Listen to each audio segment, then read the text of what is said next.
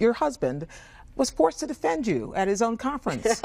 He was asked about this idea that you are now, there's a caricature that is forming of you because of a few things you've said, that you are wealthy and out of touch. And well, you know, is it your fault that the conversation has turned to that? Let's say I shouldn't have said the, I think, 5 or so words that I said, but, you know, my inartful use of those few words doesn't change who I am, what I've stood for my entire life, what I stand for today.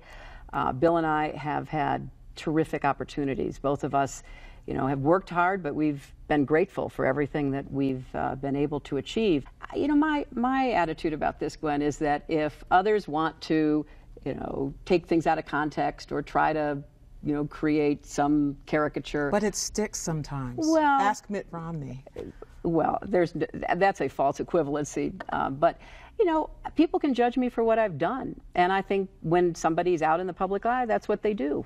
So I'm fully comfortable with who I am, what I stand for, and what I've always stood for. What I meant by Mitt Romney is there's a bubble problem sometimes when you can be cut off from people in a regular way. And George H.W. Bush, you remember, had that with the gallon of milk. How do you avoid that?